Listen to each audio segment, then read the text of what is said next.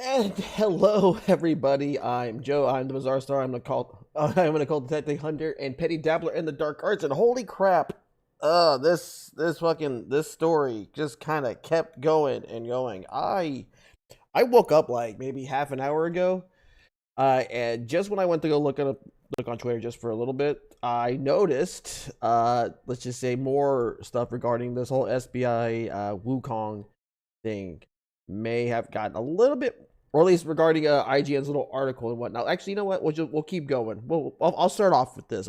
It's been a really big week for some more interesting things going on. One particularly right here is basically SBI, or at least someone who works for SBI, tries to get Smash JT fired, or I don't really understand what they were trying to do here, but we'll let him explain it. Let me skip ahead so we can just get straight to the video. I don't like these coming up. I never like anybody who does these coming up things, even though I do them. Particularly for this, it's like but whatever. An idiot. Anyway, my oh my, they are at it again. Our boy Smash JT is been. This is. I can't believe we're still talking about this, and we can't believe we're talking about Sweet Baby Inc. But I don't know if you guys know the story, but Smash JT, who is a YouTuber himself, had a Sweet Baby Inc. employee call a place where he worked, trying to get him fired. Keyword worked. Does not work there anymore. It doesn't seem like they do anymore. I think I'm also Chris Kendrick. I think I'm blocked by that person. I don't know. I don't care. I'm pretty sure this is the person who blocked me. For covering Kotaku and Sweet Baby Inc. This is absolutely fascinating. Now, why would this person call? This is Chris Kindred. And if you recall, Chris Kindred was the one who kind of kicked off the whole Gamergate thing, as he was the one who wanted to try to cancel and get the Sweet Baby Inc. detected Steam group removed. Okay, yes. This person I believe so, yeah. I am blocked by this person. Never talked to them. I think I might have said something referring to them, but I am blocked from Steam because, well, it was harassment, and making lists are harassment. Yeah, Smash is also apparently harassing people with his Kotaku detected group. Ugh. And this is a group of people who either work at Kotaku, previously worked at Friends of Kotaku and DEI groups. And this is now seen as harassment. Taking everyone in this list looks extremely smelly. Misled. Well, there was what's her face. Mr. Mercante. Let's misled readers by leaving out key aspects of why Sweet Baby Inc. started the GG2 controversy. Misled readers by misrepresenting CEO's words in an interview to push her narrative. Oh yeah, she did do that. Contacted wife Smash G2 on Facebook. You know, not completely creepy.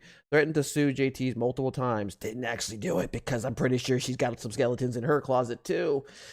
I almost was gonna talk about her too, but honestly, I don't fucking care about the whole she wants to fight people. But let's be honest, who fucking cares? She's not a journalist. She has nothing to do with video games at all.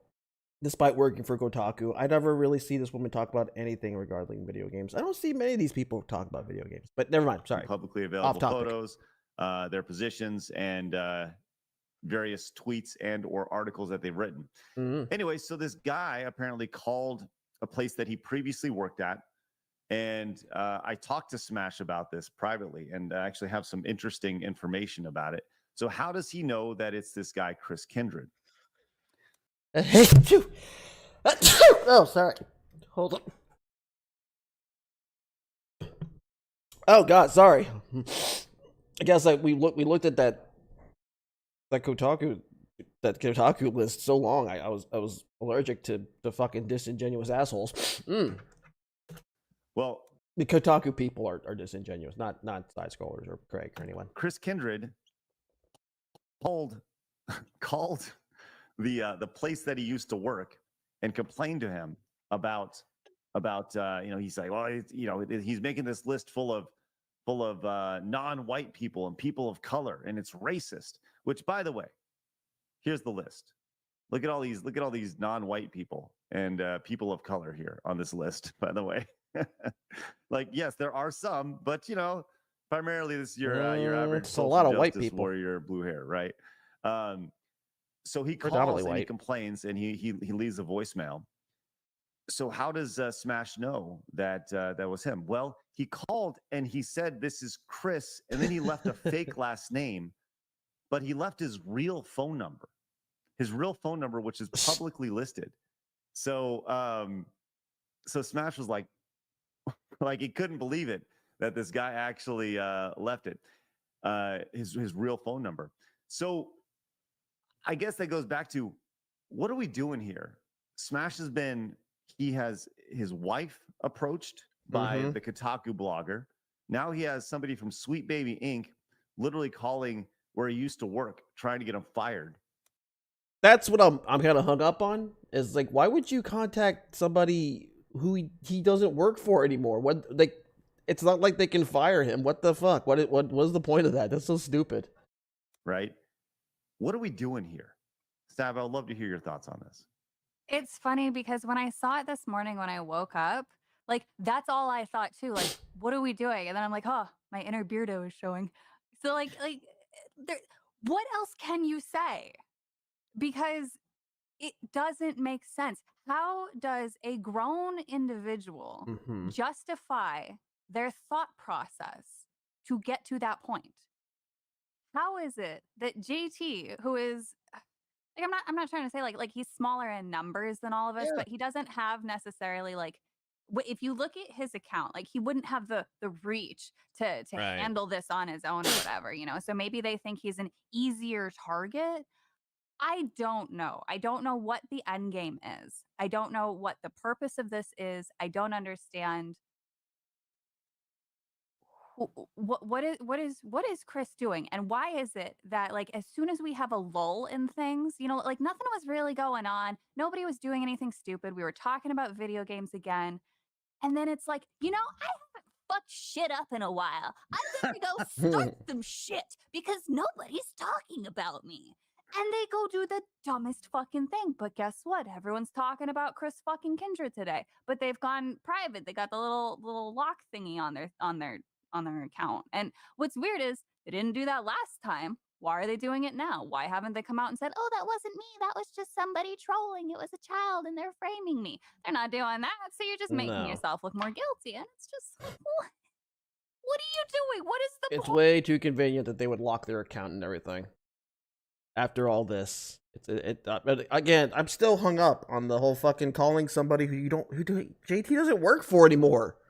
That's so stupid. What the fuck? Right. So, like, it's not even the what are we doing here. It's like, what are you doing, you dumbass? That makes no fucking sense. I got a bigger question. When is Sweet Baby Inc.? Like, if somebody that worked for me went out and did this, right, and it's publicly provable that they did this, they would be fired immediately. Everyone else would fire them, yeah. Yes. 1,000. So, without playing devil's advocate, you said the number was publicly listed. Is it possible that someone was setting this guy up? Has he confirmed himself that it was what I him? thought too. But the fact that like, out of everything that's happened, out of all of the discussions that have gone on, this is where they go private. It's really weird. And then I'm sure that because there's a voice message, JT's been able to voice verify it, right? Like, it's would not hope so. just a caller ID. That's what I assume. That's what I mean. Like, if it was, if it was caller ID, then that's even more proof than just leaving your number sort of thing. Yeah. Or, well, I mean, that's a good question. Actually, I just passed Smash our link, and you know, that's actually a really good question to ask. All right, him. cool. So maybe he'll join in and be able to answer that for us really quick, because it has been assumed that is the case, that it is Chris, but we don't know that for sure, but it is, I like to take people at their word. I don't really understand ever contacting anybody from like their job to do this, especially if it's like a 9 to 5 or any of these type of factory jobs or whatever the fuck. I feel like people who do this do not work these types of jobs ever at all. It's like, so what do you think they're gonna do? Like, if it's like these type of 9 to 5 jobs, like I say, like retail or again, just regular factory jobs, I don't really believe they're gonna do much to it. One, they're gonna most likely ask, "Is this stuff true?" You can say no, and that's pretty much, oh, okay. Like, this person, like, no, this person's a psychopath. Mostly because a lot of these jobs probably have unions as well, so I don't think they're gonna really want to deal with that. So I don't It really means nothing, and they're probably just gonna like either report that number, block it, or whatever. Again, people who do this type of shit, who call like your employers, probably have never worked an actual job in their life.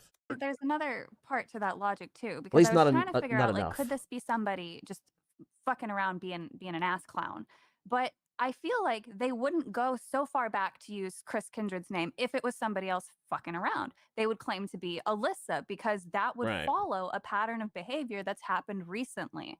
Chris Kindred has no reason to go after JT. They are completely removed from that conversation right now. JT's focus is Kotaku, not Sweet Baby Inc. I don't even remember the last time he really brought them up outside of just talking about the history or how we got here or whatever. You know, he hasn't like said Chris Kindred has done this today. I don't think. Okay, well let's ask him. Smash has joined us. Smash, Awesome. what's going on, man? What What's happened? up? Hey, Savvy, good to see you again. Hey, Craig, hey, Blabs. Good to see you, bud. So, This is Grant, by the way. And hello, Grant. Oh, Good to how meet you you. doing? 500,000 subscribers, I hear. Congrats. That's awesome. let's go. Thank you very much. Okay, so Smash, let's break it down, buddy. How can you confirm that this was Chris Kindred? Calling? Well, I haven't personally verified a voice analytics on his voicemail, but it was a voicemail. I mean, honestly, it's pretty basic investigations where it's like, well, if someone was calling to pretend it was him, they would use his full name. So Yeah, they would. why would you use a fake last name if you're That's good. I didn't think trying about to that. throw someone off the trail if Why you're would not you use him? your real first name? Because if someone calls you back, you want to be able to easily converse with them and not feel out of place. Like, it makes sense. And on his message to them, he initially, the reason why he wanted to call back is he wanted to verify my employment status there because he wanted to make sure that it was the right place to try to get me fired at. And he also, just Still stupid. for extra shits and giggles, he went on for a little bit of a tirade about how I'm racist and have a website that is, what was he? What are they gonna do? Huh? They're gonna fucking. Are they gonna like again? Are they gonna super fire him? He doesn't work there. Oh shit! All right. Exact terminology. I have it written down here. Hold on a second. Do you have the voicemail? I don't personally have it. I'm sure. Oh, I have please. a connection that I could get it if I. Please get that voicemail. Please get it. Try everything you can to get that fucking voicemail because that would be so funny. If I really had to, like for legal reasons and stuff like that, Do it. Scare them. Could. But You should absolutely play it. Yeah. I could actually what? You should play it. You should absolutely play it. Yeah, do it. I mean, these people like to do what they're fucking terrifying people. We gotta start doing some. Maybe we should start doing some terrifying. I'm just saying. Yeah. If I could, I might reach out to them and get that. But this is. Please. They said caller is asking if Jeff, and then they pronounced my last name completely wrong, so they didn't even know Just Esperanto. how to say it. And then said, Esposito. They asked if Jeff is an employee with us. Caller also said Jeff is harassing. Jeff has started a website collecting non-white audience. Please call back. Very important. Wait, collecting a non-white audience? Wait, what? Yeah, I don't get So- that. What the hell does that mean? Does And that that mean was- that You're collecting people who people? go to your website aren't white? So you That are sounds DEI progressive. approved. Yeah, Yeah, you're it does. progressive But AF also for- sounds really odd. So what? You're collecting a non-white audience. You're kidnapping them? So for an audience? Oh, congratulations. Collecting a non-white audience. I think it's a nice way of saying is I'm collecting a black audience to target them. He's trying to make If it sound like a cult. You're collecting them all, like Pokemon. I'm collecting The like collector. baseball cards. Enter No, the collector. The problem is though he's an idiot. Like, Well, no shit. Again, going after an employer that you don't work for. after I spoke Giving to your the person, name and number, yes, that's the definition of being an idiot if you're trying to do that. but Mhm. after I spoke to the person from that job, they were like, "Do you know who this?" I think that the name again was like Chris Fay, and it's like Couldn't You even know, make him Chris- a fake name. Couldn't like piss Pindred or something like that. I don't know. Faye, and I'm like, no, I've never heard of Chris Faye. You know, like whatever. That's such a It's- dumb name to come up with. Chris right? Lame. All right. What's your name? Chris, Faye, Yeah, Chris Chris Faye. It It's was like Naked Gun. Last name, fake. No, Faye. Yeah, Faye, Faye. Faye, yeah. Max actually Strongo. Hey, Fem. Lance So, Uppercut. sorry about that. Sorry. What's your name? Guy Incognito. By incognito. So the people at this company, I'm still close with them, and they thought it was kind of funny. They're like, "This is crazy." I'm like, "Yeah, this is crazy. Whatever, no big deal." And I got off the phone with them, and I went to research the information they gave me. It brought me right to Chris's personal website with his email, his phone number that he has Wow. listed himself with all these other pictures of himself on his own website. And I'm like, this is Oh. going to be the biggest moron on the planet. Like, what is he doing? Is this a cry for help for everyone to pay attention to him? Couldn't even get a prepaid phone. A burner phone. Nothing. Holy crap. This guy thought he was being all fucking James Bond and shit. I'm Being like, all... whoa.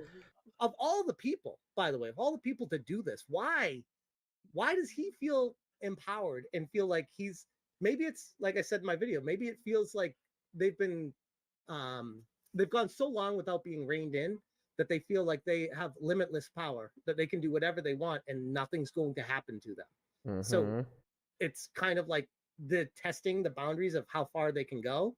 And I'm like, yep, you don't go here. Right. It just right. doesn't make any sense because, again, like if this is somebody mucking about, they're more likely to use Alyssa and then the full real name. Yep. Not Right. not Chris. Chris. Like it's just weird. And the fact too, again, just to bring it up, the fact that they're private now instead of trying to say, no, it wasn't me. This is somebody mucking about. They're really not helping their case because all of us, we want to assume that it's somebody else fucking around. I would love to assume it's someone else, but I also know it's not. And Yeah. if Of course they it's not. start going down that road, I'm in your camp where I'm surprised they haven't done that. I kind of thought that would be their next move, but then it would just be another L that I'd be like, all right, here's the voicemail. Here's his, literally, this is him. Like, Yeah. here's another L that you guys are taking by lying again now. Like, why? This hurts my head. It's like I've said, they're using old Gamergate 1 tactics, and they don't seem to realize that a lot of that stuff isn't really going to work. Again, especially with employers, they're just going to pretty much they're going to ask you. They're going to ask the person about this stuff. And again, since they kind of would have some proof that, no, this is not true, they're not going to do much. And again, if they have a union, they're still not going to, they can't really do much about it. They can't fire them immediately. It's not how some of these jobs work. I don't know, obviously, what JT's job is, but they're not just going to fire him on the spot and stuff. Especially not going to take some anonymous asshole on the phone. Like I guess they didn't realize that, oh, he actually has some good relations with his former employer too. So fucking stupid. And I don't think this, like you said, it's not somebody like some rando pretending to be him, because that makes no fucking sense. Because why? Why would you use Chris Kindred? No one knows who he is anymore. Like he was only really mentioned toward the beginning of this when he was trying to get Cabrutus and SBI detected banned. So it did not. Sorry, there's. Not to mention he also fucking, like they said, he locked his account. He's kind of, I don't know if he is or not. I don't really care, but like, I guess we can look really fast. Let's look and see. Let's talk about that later. But first things first. I don't think I can be able to look over Chris Kindred's stuff, but we will see. Kindred? Can I even look at his stupid thing? They won't let me look at it, probably. Nope. Oh, no, that's not the right one. That's a different guy. I think it's a lot of spam, isn't it? Can I, give me a second. Let's see if I can find his, let's go back to this. Let me check my other browser and see if I can find it. Hold on.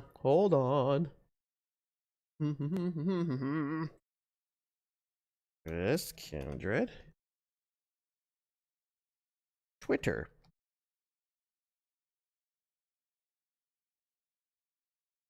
Well, it's unprotected. Okay, so here, I'll show you.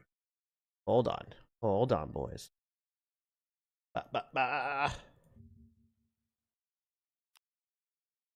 Yep, there you go. Still unprotected.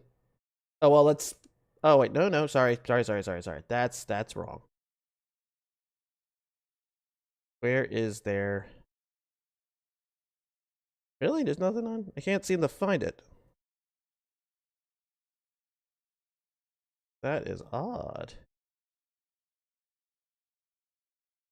I cannot find because they're not showing up on here. Sorry, I thought that was I saw Chris Kindred. I saw I just saw the first Twitter handle, and I should have really looked at that. That's my fault. Sorry, guys.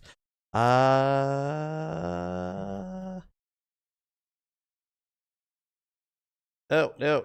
Fuck off, Copilot. I don't care.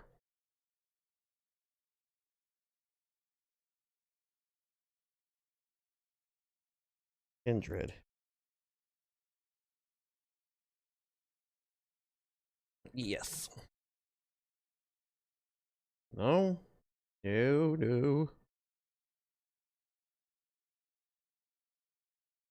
I can't see shit. Oh, it's Kindred. Okay. Oh, well, I'm still blocked by them. Never mind. But here, let me just play it. There you go.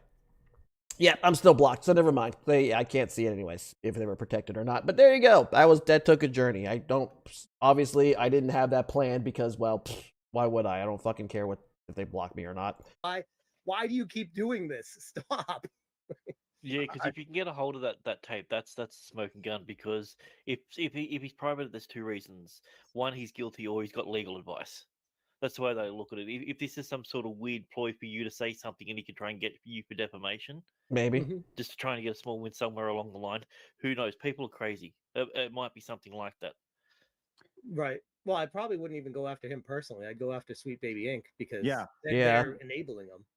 Have you? They haven't actually done anything. I doubt they fired him. They would have made an announcement or something. Have you reached out to Sweet Baby Inc. In any way to say like, "Yo, I'm getting harassed"? Hey, yo, no, I've not. That's a really good idea, though. I should do that. I actually will do that. Do word for word what he said, but you ring them about him, word for word. Yeah, right. Leave the exact same name and the same number. Right. No, but that's a good idea, Craig, for sure. I will do that today. This is Smash Faye and what's your first name, Mr. Burns? Ajash Métis. Yes, maybe you should call bully hunters. I agree. Oh shit! We need bully hunters right now. They will track this person down. Oh my god! You don't know bully hunters? I need to get bully hunters involved. Oh, you know things are getting serious, they guys. Will save us and lead us to the promised land of zero toxicity. All right, they are our saviors. Oh, I like that System of a Down album. I'll say this, man. I would love to. I would love to have Chris Kindred on, and I think it'd be really great to ask him about these questions. The problem, I'm sure that'll happen. Problem is that I'm blocked without ever interacting with the guy. Mm-hmm. But maybe I'll send him an email. You already know that side does not want to communicate cordially. You already know that. Yeah, I know that. Yeah. I know that. I'm well aware. But the point is that you got to at least offer. Right. And if you don't offer, then they say, well, we're never going to come on. It's like, well that's what I said in my video about when he contacted my old place work. I'm just like, what? Why would he not first start with me? Like, why wouldn't he be like, hey, man, I don't like what you're doing, and here's why, and open a conversation with me. He doesn't want a conversation. He wanted you to get in trouble. There you go. But he's also very much an idiot because, again, he called the place you used to work for. So what the hell was that? What did he expect? Instead of just assuming the worst and then trying to get me fired. Like, it goes further to the mentality of these people. At least I'll give Nick Calandra the credit. He started with at least reaching out to me in an email, and we had a really good dialogue back and forth. And I was like, man, this guy's not nearly as bad as what people made him out to be. And then after that dialogue, he went right back into being as bad as what said he was. And I'm like, man, I should have known better. You should have known. This is interesting. Dev came in and says kindred and fae are both terms used in pre-Christian European myth to refer to spirits. Oh. He's just being stupid. There you go. Yeah, Okay. Chris Kindred, that is Fancy. 100% a stage name. Like Mm. 100%. That's not his real name. All So right. maybe, who knows? But Christopher Oh, yeah, Ghost. Kindred Spirit. I never even thought of that. Jesus. That's well, keep It's us all coming updated. together. I will. Yes. I definitely think you should reach out to Sweet Baby. I definitely think that like legit harassment coming from there, and like, have you at any point reached out to anybody's, just to be clear, anybody's place of employment, husbands, wives? The closest I ever got to reaching out to someone's place of employment was after Alyssa Mercante reached out that's to my right. wife. I tagged Kotaku on Twitter saying, "Do you guys endorse this kind of behavior?" Mm-hmm. That's The Yeah. answer is yes, they do. Yeah, and of course then they I got do. a reply from her superior, Carolyn Petit, saying, "Yeah, if you made a video talking trash about me, I'd call your wife too." And I'm like, "Huh, all right. I guess this is kind of a Classy. what do you call it? An industry-wide problem. It's not isolated." Right. Yeah. Like, remind everybody, you can go to takegamesback.com and become a member there, because that is the issue, my friends. Congratulations. That is the issue. Craig, I got to give you credit, man. You called it from the start. You were on this. You were right. What can I say? Well, I appreciate it, man. Well, it doesn't matter if I'm right or wrong. It just matters if we take action. That's the most important thing. All right, Smash, we appreciate you hopping on and sharing your side of this, man. And let us know if you can, if you do get the tape, and if you do reach out to Sweet Baby Inc. Please do it. Always a pleasure. Thank you guys all, and have a good one. Because honestly, if they almost can't. These outlets really can't avoid it, and it shows even more how fucking biased they are. I Nice appreciate meeting it. you, Chief. Later.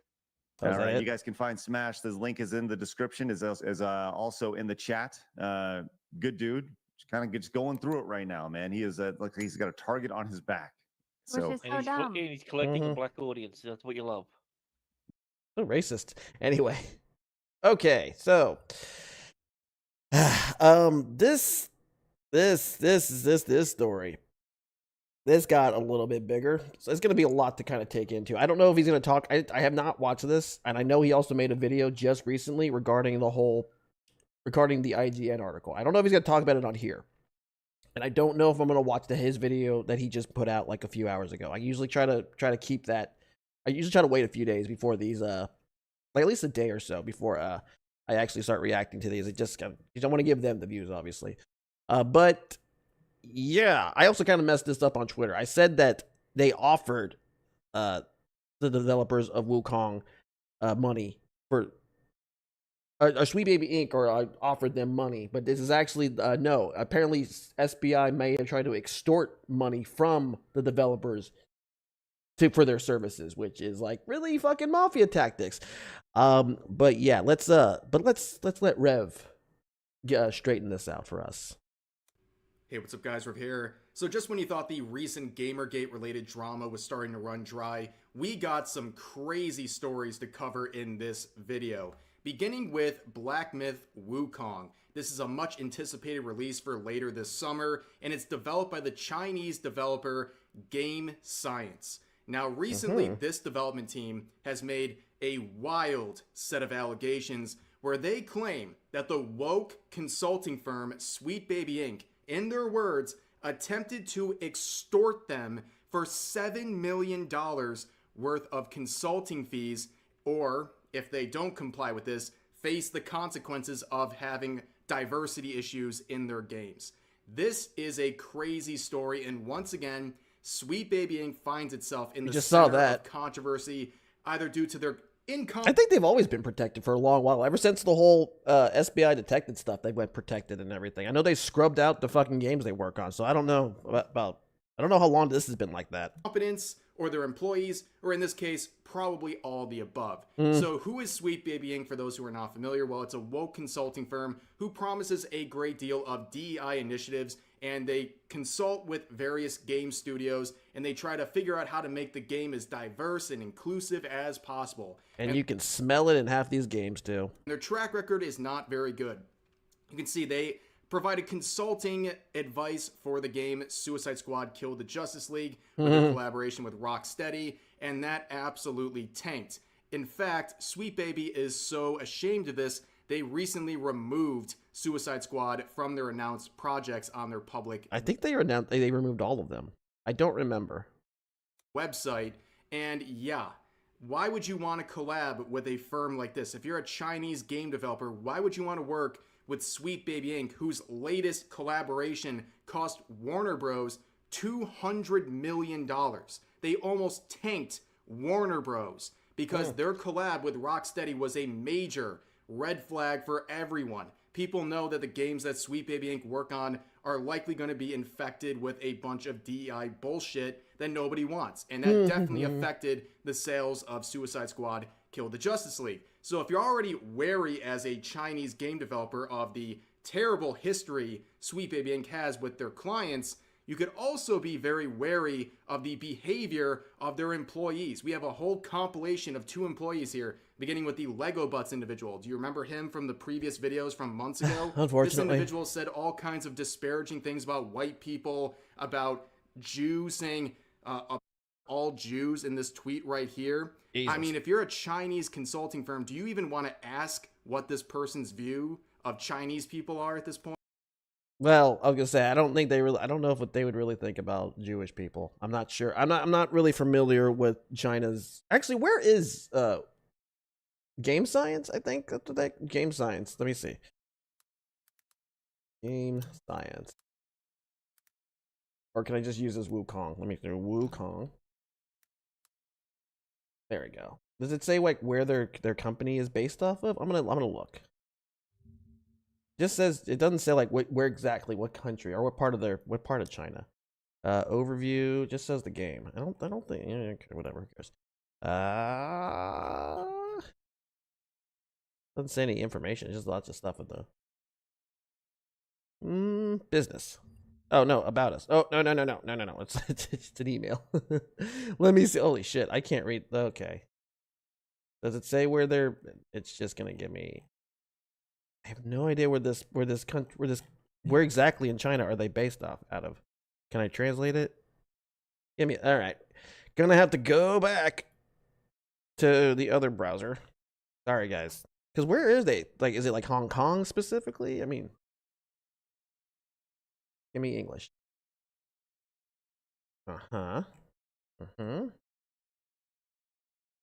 Doesn't say where exactly in China. In China are they? Westlake Westlake Hangzhou? Where is that? West Bank Hangzhou Lake of China. Facing country. It doesn't. Yeah. All right. It is in China. It's not like in Hong Kong or some other place. All right. Just wondering. Blues. You know. Yeah, close that out. Sorry, guys. Sorry, I want to make sure where this place was. Like, you obviously know it's probably not very good. And on top of that, you have people like Chris Kindred, whose comments started the entire beginning of the Sweet Baby Inc. controversy when he got his followers to report the then very small Steam group Sweet Baby Inc. detected, and with the Streisand effect, blew that group up. You'd figured the smarter thing would have been to completely fire this person and blacklist them, you know, unless you wanted this to keep going. I don't really know. Like, they're so confident that they're going to win this whole thing, but Jesus Christ. And on top of that, this is the same. I really hope JT can get that fucking does that fucking voice message.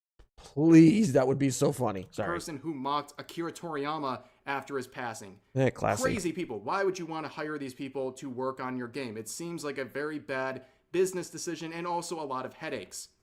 And on top of that, Chris Kindred is also dealing with a current controversy involving Smash JT, the YouTuber, because allegedly Chris Kindred contacted his former employers because he didn't like being criticized in YouTube videos.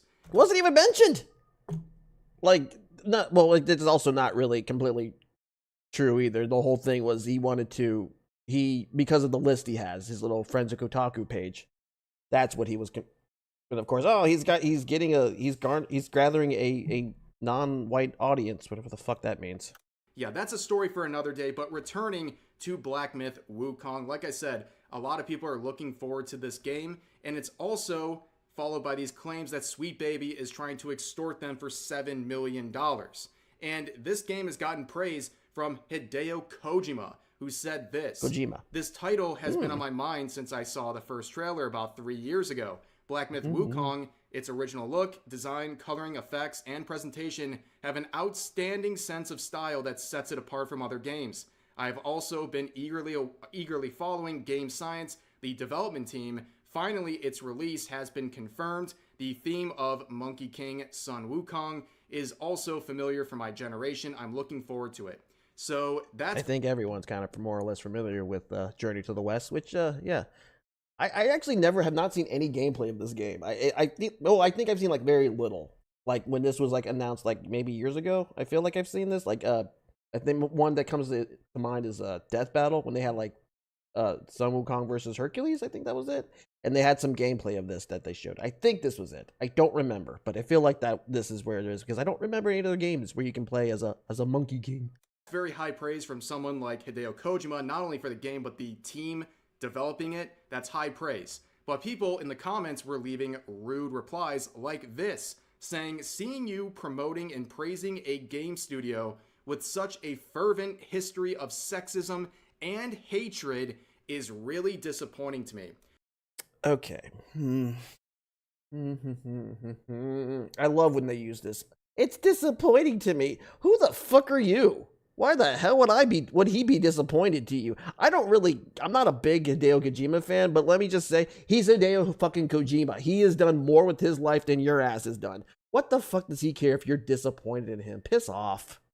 Now, that might be a bit confusing to you. You're like, what's going on? Because this person makes these bold claims with no proof. But if you do some research, here is what they are referring to. It's an article from IGN. There's actually a pair of articles saying this: how Black Myth Wukong developers' history of sexism is complicating its journey to the West.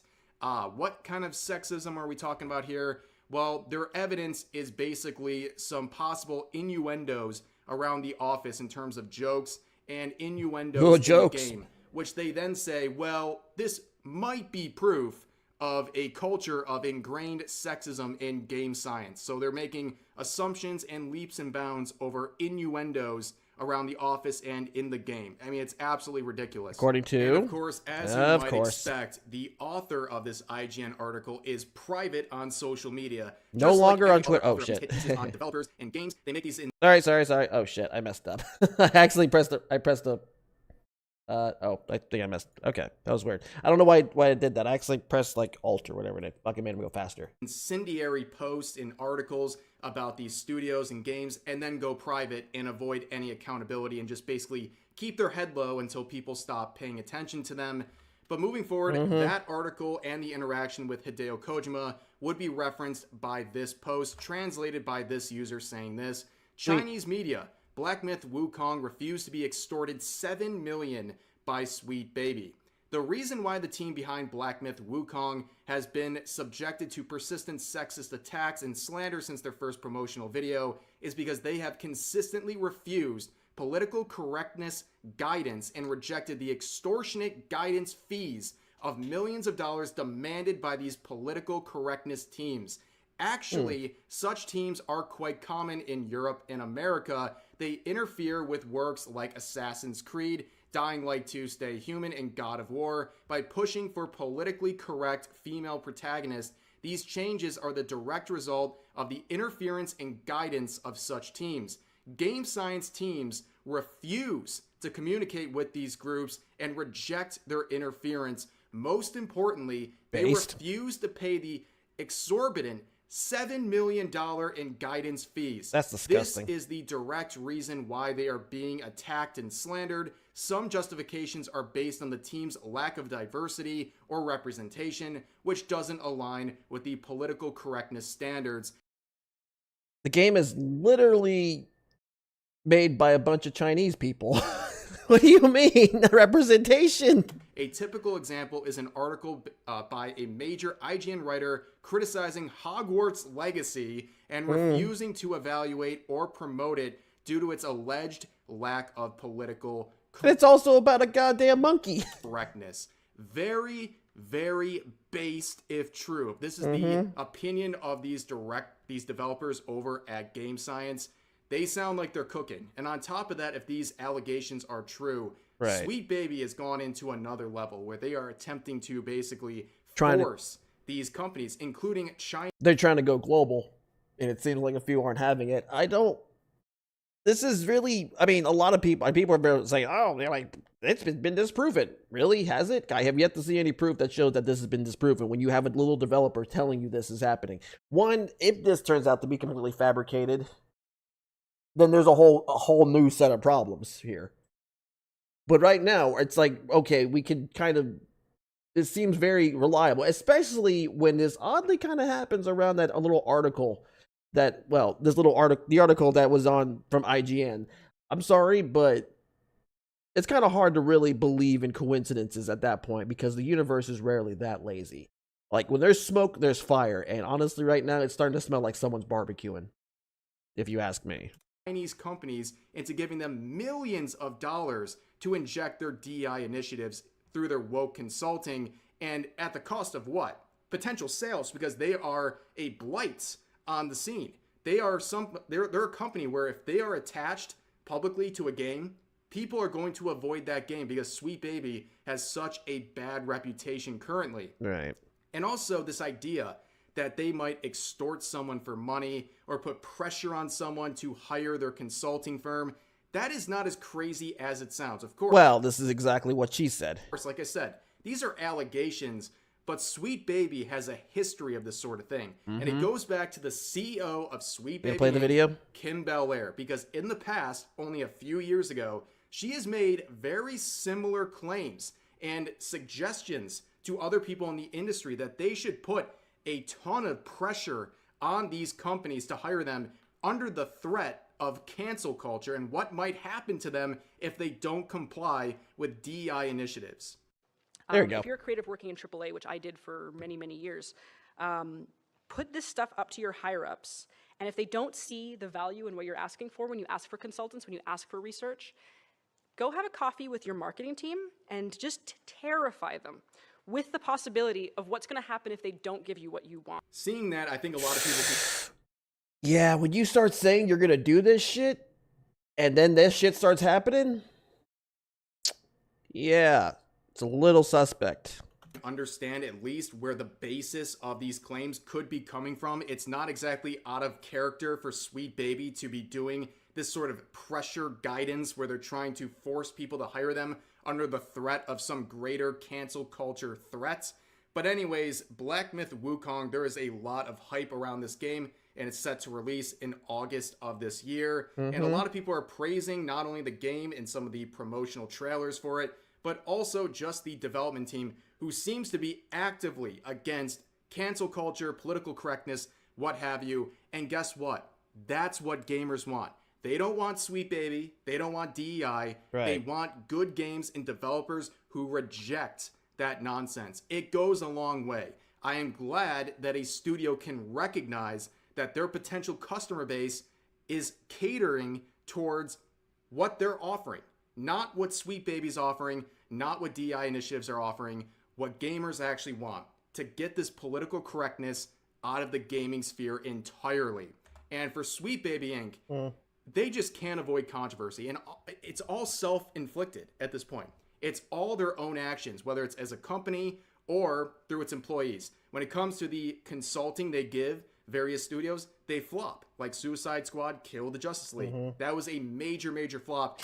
I know people are going to mention like stuff like Spider-Man or God of War. Yeah, people played those because it's Spider-Man and God of War, not because Sweet Baby Inc. had anything to do with those successes. They were successful in spite of their involvement. And they openly were promoting themselves as the consulting firm responsible for working with Rocksteady in the production of that game. And as soon as it flops, well, they remove it from their public website and their list of projects and basically act like it never happened. And on top of that, you have the actual employees at Sweet Baby. They are off the wall. Right. They're saying crazy stuff on social media, saying reckless, racist things, while also chastising a random Chinese studio for not hiring them and their woke initiatives. It is ridiculous. And on top of that, like I hinted at earlier, one of the employees, Chris Kindred, is dealing with their own situation right now, and where they're still trying employed to get people in trouble with their employers by contacting them because the person in question dared to criticize their public behavior in a YouTube video. But like I said, that is a topic for another day. But for now, that's going to do it for this video as always. Okay, yeah, Jesus Christ. It's so much, and there's still more. Oh, God, there's still more. But one little side note here. As of right now, it is on the top of the wish list right now. There you go. Black Myth Wukong. You know what? Let's just. Well, can I watch this? You know what? Let's just watch it just for a minute, just for a little bit. I like that this actually is Is it actually some gameplay, or is it just like just pretty? Or just showing CGI? I mean, it looks really nice, but I mean, I want to see some actual gameplay. I know almost nothing about this game. It looked like a Dark Souls game to me.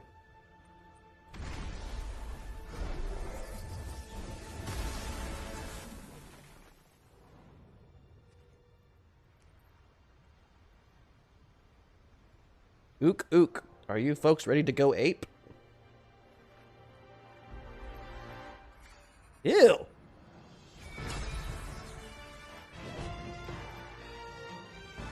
That it?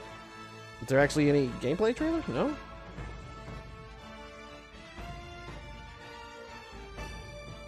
No.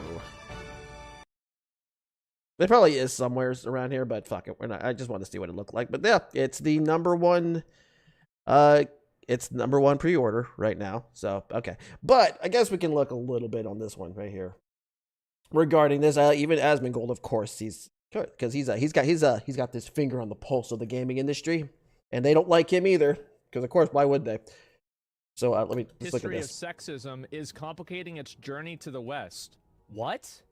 But beneath the luster of this Souls-like studio is a studio plagued by claims of sexism. Several posts have surfaced on Chinese media site written by individuals from the studio that contain multiple references to genitalia and innuendo. This has provoked backlash about some people in the games community, many of whom are women.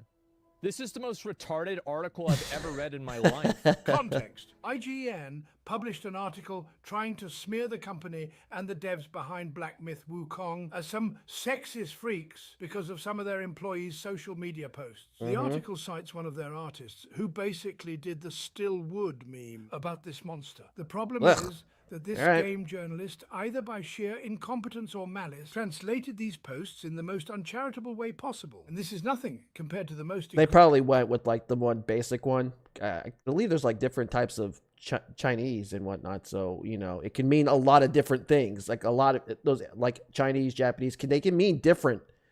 If you translate them a certain way, they can mean something that's completely different than what the initial intention is. So I don't fucking know. I don't know. I don't know Chinese or Japanese or any of those languages, but I feel like that's kind of what would happen. Egregious mistranslation after one of the game company founders posted this in 2020, apologizing for the lackluster trailer of Black Myth Wukong just released. What the hell? See, this doesn't make any sense. Wait, I want to expand my circle and hire more people. Get licked until I get an erection. What the fuck? That doesn't even mean anything. See, that makes no fucking sense. How on earth do you get? I want to expand my circle and hire more people. Get licked until I can't get an erection. In reality, the actual translation completely changes the meaning of what he was saying.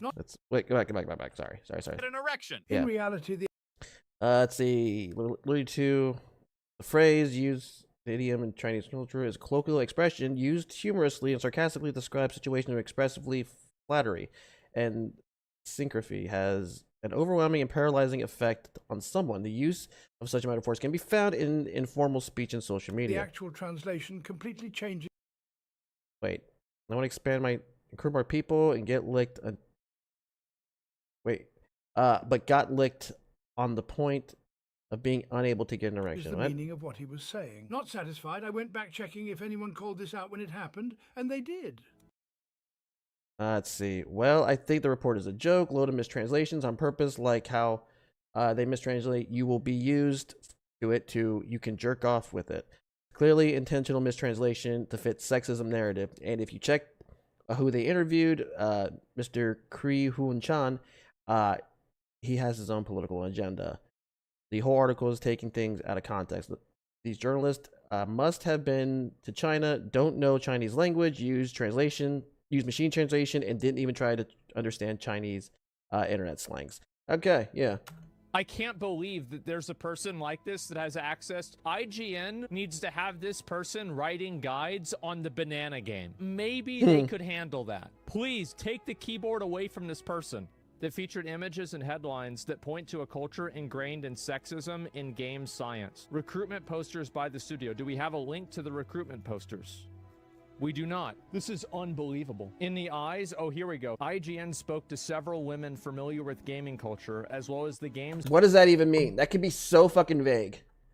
And technology industry in China, many of whom requested to be anonymous for fear of backlash from fans of game science, in the eyes of many female gamers, has a notably negative reputation. Citation fucking needed. You can see how this person is trying. I talked to people that you can totally trust us. Yeah. Trying desperately to avoid a defamation lawsuit, plagued by claims of sexism. Some in the games community, many of whom are women, in the eyes of many female gamers. So every single statement that's made is made with a qualifier that basically avoids legal liability. Well, guys, I was already gonna buy the game, but I think now I might have to buy it twice. Holy shit. Oh shit, sorry. Yeah, that's fucking ridiculous. Holy shit. They didn't. It's so fucking vague. We spoke to these people. We can't really tell you what their expertise is because with fear of getting whatever the fuck. Holy crap. Okay, well, like I said, I wasn't gonna actually watch this video because, well, he just made it like 4 hours ago. And I don't really like to kind of reply to or make reaction to videos that were just recently made, but this is not a very this isn't a very what's it called? This is a very normal circumstance. And then again, what is nowadays with this whole shit? So yeah, sorry. Although I will go watch Rev's video. So and just to give him the views, but let's go. What else you got for us, Rev? Guys, Rev here. So today we got some more Gamergate related controversies to cover, beginning with a revisit to Black Myth Wukong. This is a game we talked about a few days ago, and a game that a lot of people are looking forward to when it releases in August of this year. And a lot of people are also focusing on the Chinese developer. I didn't realize it was August either. Jesus. That's not too far from now too. Maybe I'll look into it. The only thing I know that the biggest issue is that it may have de novo for the PC version, which I'm not a big fan of. I mean, if they take that off, then we're ready, Freddy. But still, well, or maybe I'll try to get it from console. Game science that's responsible for it, because recently they have claimed in a popular post that Sweet Baby Inc. was offering their woke consultation services, and in that process demanded $7 million from this Chinese studio, which the studio would flat out reject because they identified the woke agenda they were trying to inject into their franchise, and they had no interest in that. And they also cited an IGN article that came out about the same time all this Sweet Baby nonsense was happening, which slandered them with this accusation of sexism. Here's the title of that article. It says, "How Black Myth Wukong's developers' history of sexism is complicating its journey to the West." And as we covered in the previous video about this, the evidence used by this IGN article is already shaky at best. It's basically relying on innuendos and offensive jokes to claim that the women in the development team are being harmed by them, and women generally are being harmed by these actions. It's already a very big stretch if the evidence was true. Well, as it turns out, the journalist lied because the evidence was the result of mistranslations. And this was something covered in this video from Asmongold's Clip channel, and big props to Asmongold and his editor for discovering all the mistranslations and providing receipts for them. This is the most retarded article I've ever read in my life. Context. IGN published an article trying to smear the company and the devs behind Black Myth Wukong as some sexist freaks because of some of their employees' social media posts. The article cites one of their artists who basically did the still wood meme about this monster. The problem is that this game journalist, either by sheer incompetence or malice, completely mistranslated all of these posts and added words to them in the most uncharitable way possible. And this is nothing compared to the most egregious mistranslation after one of the game company founders posted this in 2020, apologizing for the lackluster trailer of Black Myth Wukong just released. Now, how on earth do you get? I want to expand my circle and hire more people. Get licked until I can't get an erection. In reality, the actual translation completely changes the meaning of what he was saying. Not satisfied, I went back checking if anyone called this out when it happened, and they did. I can't believe that there's a person like this that has access. IGN needs to have this person writing guides on the banana game. So clearly there is something going on with this article and its alleged sources. There's clearly errors there. But as always with these sorts of articles, they can only be produced as the result of two things. Either blatant incompetence or this was intentional. This person was not a journalist because they were clearly looking for something, and they found it, and then they stopped. They looked for the narrative they wanted, and they got it, and they ran with it. It's just that's what they all do. They look for something like this, and they fucking run with it. They fucking and try to pretend that it's true, even though obviously it's completely mistranslated. They don't know anything about the language, that it's completely different. There's a lot of nuance. It's not the same as obviously English or any other languages. God damn it. It's an intentional bending of the truth and providing mistranslations to serve some kind of a bias. So either way, very bad results. And this would be reflected in this community note that would be applied to the original tweet sharing this article, saying this: the sexist quotes shown in the article are poorly translated. Accurate translations show the statements being vulgar, but definitely not sexist. IGN reporting on these fallacious, unverified claims as though they're a fact is yellow journalism, which community notes were made to combat. And once again, the community note system on Twitter proving to be the best feature on Twitter, stomping out misinformation being spread by accounts like IGN. And on top of that, it turns out that article we've been focusing on is only the tip of the iceberg. As Mark Kern shares here, that is just one of about a half dozen articles that IGN has made about this game, where they are trying to claim that its developers are sexist. You can see, even in an article just talking about Wukong having a release date, sharing down here that they haven't responded to reports of sexism. You can see in other articles, they share this same narrative that they had in the initial article, claiming that there was evidence of sexism within the company, and they do that again in this article. okay. Yeah, again, a lot of people have been saying like the SBI thing is not true. But when you have consecutive fucking articles stating this, even when it has nothing to do with anything, that's really suspect. I don't care how much you like the people like saying, oh, that's not true. It's been proven. Although again, they haven't shown any proof that actually showed that no, this is not, that none of this stuff is true. But when you start talking about this, like making all these completely random statements about it and talking about your fucking report, yeah, something's a little off here. You don't push this narrative that hard. I don't believe anything about them being journalists or wanting to get the truth. No, you're trying to push somebody to do something. None of this makes sense to me. Oh, well, it does make sense. They're trying to fucking drown this game, and they're trying to make them look bad.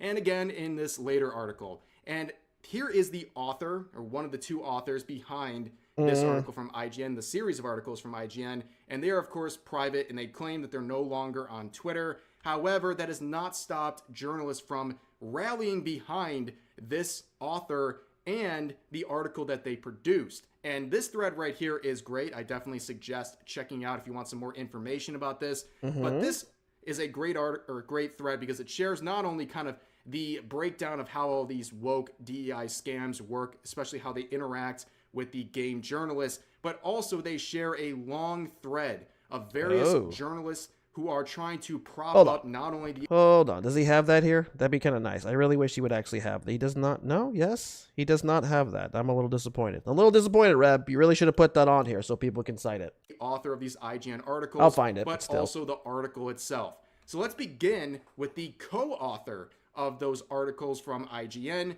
who had to say this.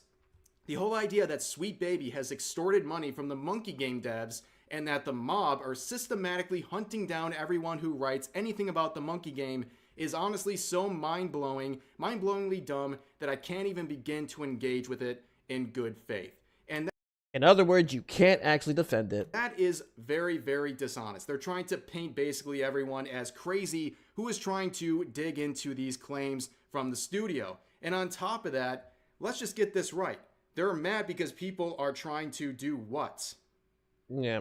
Discover who wrote the articles. That's all people are doing. They're not hunting anyone down. They are doing research. You should try it sometime. People are seeing that there are multiple articles by IGN with the same two authors in most of them who are making these slanderous claims against this studio using evidence that has mistranslations.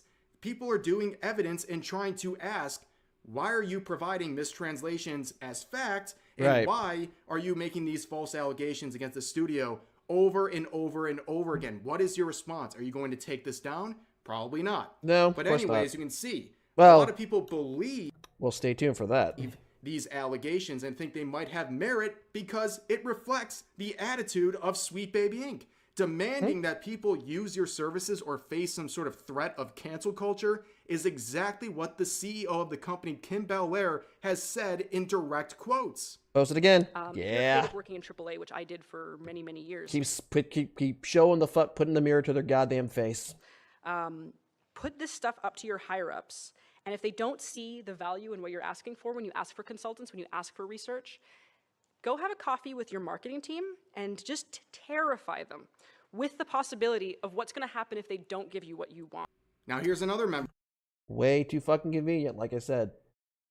Way too fucking convenient that that shit happens. Of the industry saying this: grifters and weirdos will never stop switching targets and moving goalposts to keep the swindle going. They are the real projection cancer trying to attach to the game industry. If you look closely, they don't have a foot in the door, and the reason is they suck. No one wants them around. Again, it's always so. They're fucking these little fucking tweets like this are so fucking childish too. They think like calling you names, grifter, weirdos, and shit like that. They think that somehow bothers people, and in reality, not really. It doesn't mean anything because, guys, we're not in high school. Calling me, or we're not even in grade school or anything. It's like You think that's the worst thing anyone's ever called me on online? No, not even close, guys. Oh, they're always so lame.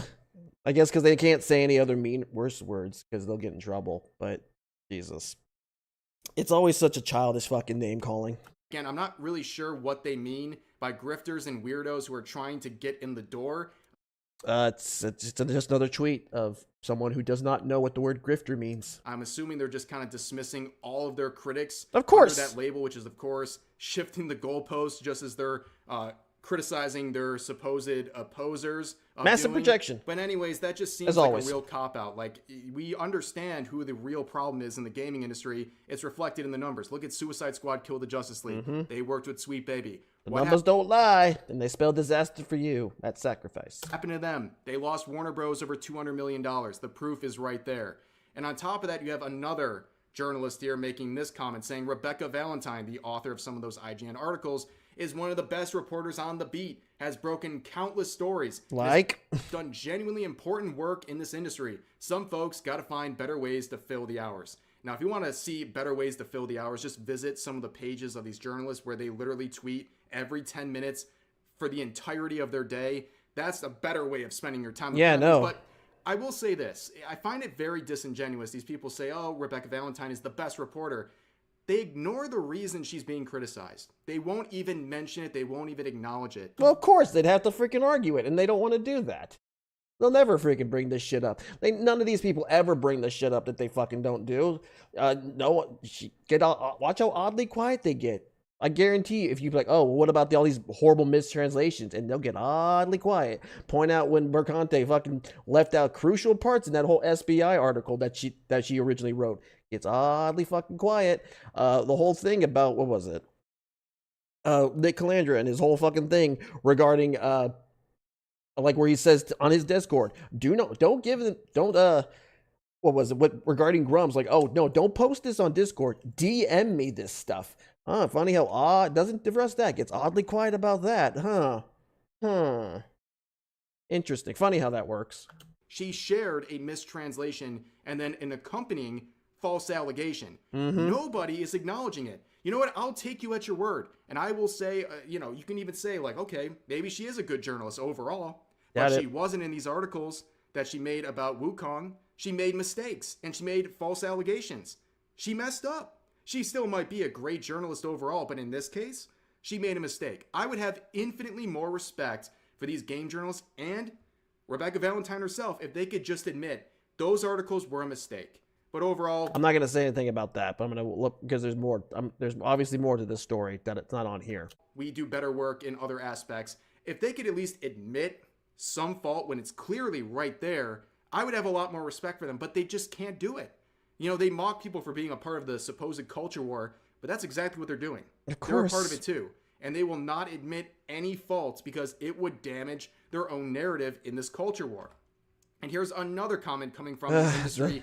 This person another saying, pib with a tag of the author saying, is the best journalist in the industry, bar none. She's done more for gaming than Kern has ever done, and that's a fact. He helped develop World of Warcraft. What the fuck are you talking about? Brother, can you say rent-free? You see an author being criticized by thousands of Twitter users, gamers, and alike, and the only person in your mind is Mark Kern. Yeah, I know. He is dominating your thoughts. Like, I say this genuinely. Like, I'm not trying to be a jerk in any sort of a way, but when I am. The motherfucker worked for Blizzard and made, like, one of the biggest MMO phenomenons in this, in gaming. It's like, yeah, you can argue the numbers now, maybe, but I really wouldn't know. But the guy worked on World of Warcraft. What the fuck are you talking about? it gets to this, when someone is occupying your thoughts, Didn't even mention Mark Kern. What the fuck? This deeply that you're thinking about them, anytime you see a negative thing on the internet, 94 views. You might need a break. Like, seriously, take a breather, take a break. It's not that big of a deal. You need to take a step back because this is just kind of doesn't look good, dude. But anyways, this was the initial screenshot that was shared at the beginning of this thread, and I think it's a really good breakdown of how these things work, of how these DEI and woke narrative sharing all kind of works, right? There's a simple formula that we're seeing happen over and over and over again, and give credit where credit's due. I guess it's a good business model because it's been working for years to the tune of millions and millions of dollars.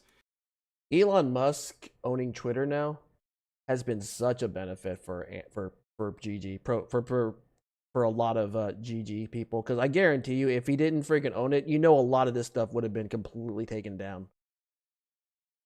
They can't do this stuff anymore. They can't fucking and basically with the community notes and everything, like I know if he didn't own it at one point, a lot like Mark Kern would have been completely suspended. This would have been taken down. I think a lot of us would have been taken down.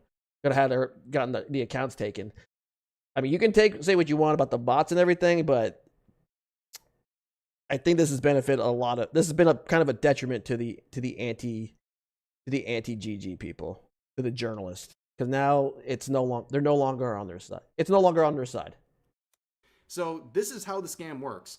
Number one, fake journalists and their cancel pig accomplices complain about lack of representation. Of course. 2, video game studios cower in fear because they may lose ESG investment. 3, Sweet Baby Inc. says, that investment, that money cannot dry up any faster. Pay us to make these problems go away.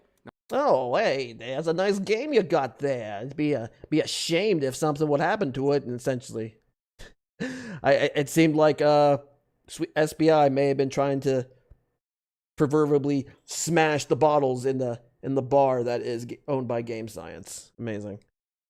Sorry. Number 4, video game studio hires SBI. Number 5, SBI injects video game with Marxist DEI nonsense. Number 6, fake video game journalists praise the studio's DEI efforts. 7, players get the horrible, unplayable woke game. 8, game flops, studio closes, layoff devs. 9, fake journalists blame racist, bigoted gamers. 10, rinse and repeat with a new studio.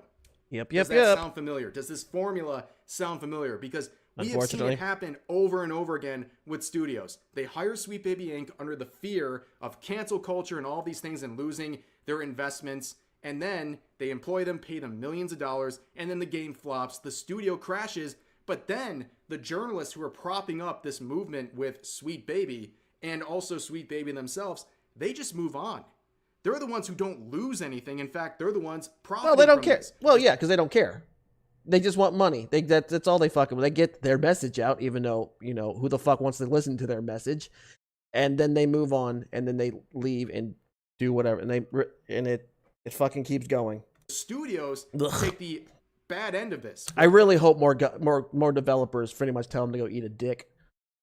Because at that point, it's just going to be a big dog whistle to say, this game's worth playing. Right? They shut down. They believed this nonsense. They thought it was going to help them, and it doesn't. The only winners in this scenario are Sweet Baby and the journalists that are trying to prop them up. That formula has been at work for years. And thanks to the actions of people like Chris Kindred, the Sweet Baby Inc. employees who try to take down the Sweet Baby Inc. detected Steam group, they have brought a big spotlight to this formula. And now people are calling this out and connecting the dots of where Sweet Baby Inc. has shown their influence and how they have crashed the games they've worked on.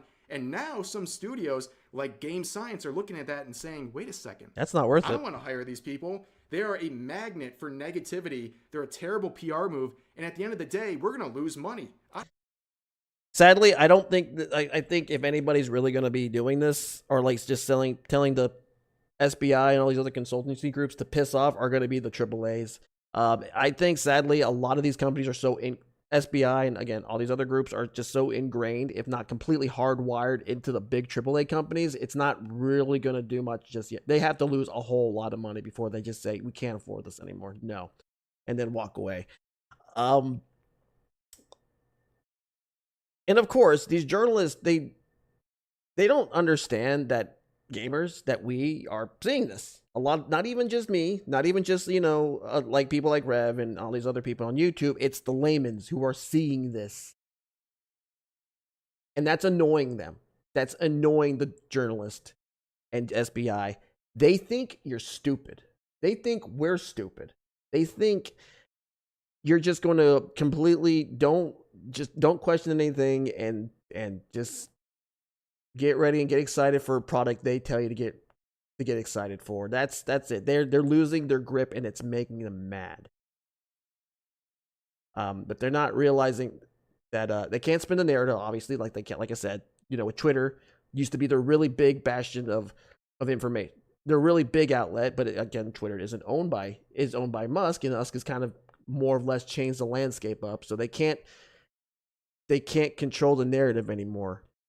At least not as much as they could, that they used to be. And they're slowly trying to fight that. That's why they go to all these extents to get people canceled and go call their jobs, call their wives and shit like this. These are tactics of cowards, of people who are afraid. And honestly, half of these journalists cannot leave the industry any sooner. I don't want to hire you. And honestly, that should be the push moving forward. More awareness of Sweet Baby and what they're doing. I agree. And of course, just like the Streisand effect there you go. With the Sweet Baby Inc. detective group when employees tried to get it taken down and it made it blow up in popularity, right now, the most wish-listed upcoming Steam game is Black Myth Wukong. Now, this game already had a lot of praise and hype, but with the recent attention from IGN and all this nonsense in Sweet Baby, there is a huge stage for this game and its development team, and a lot of people are once again rallying behind this product because it is rejecting the woke nonsense of these journalists and Sweet Baby. But for now, ladies and gentlemen, another round of seeing a bunch of game journalists shoot themselves in the foot and expose their schemes to basically profit off of wokeness being injected into games. But that's going to do it for this video. As always, feel free to share. All right. Well, I wish I could say that was the end of it, but apparently not. Like I said, about like 30 minutes before I was about to go online, I checked Twitter and apparently got something from Grums here that IGN released a statement via original Black Myth Wukong hit piece about author Rebecca Valentine. Apparently she made a response. So I guess we'll read this and I'll look at this stuff. So, all right. About our report from last year. Last year, we published a comprehensive report on IGN detailing a number of sexist, inappropriate remarks made by multiple developers of Black Myth Wukong, including those in leadership roles at Game Science. As of the publication of the preview, Game Science has yet to provide any response or statement addressing our report or their past remarks. Probably because they're stupid. These remarks are completely frivolous, and they know what you're fucking up to. Like Mitchell, I had the opportunity to see Black Myth Wukong at Summer Game Fest, though my appointment was admittedly a little strange. I was never told, as part of my invitation, that Game Science would have a statement related to reports of sexism. I arrived at the appointment and saw the game as planned, but when I asked for a promised statement, I was told by the PR representative Game Science is focused on the demo during play days and will only answer questions related to gameplay.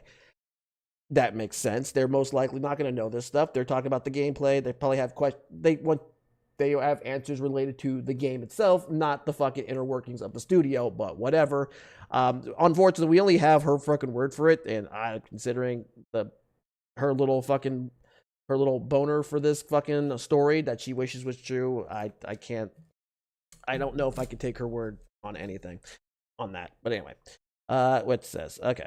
Mitchell's preview doesn't need my validation, but from what it's worth, I fully back everything he's written here. Black Myth Wukong looks like it'll be a great game. It's gorgeous, snappy combat, fantastic monster design, and some really interesting boss fights.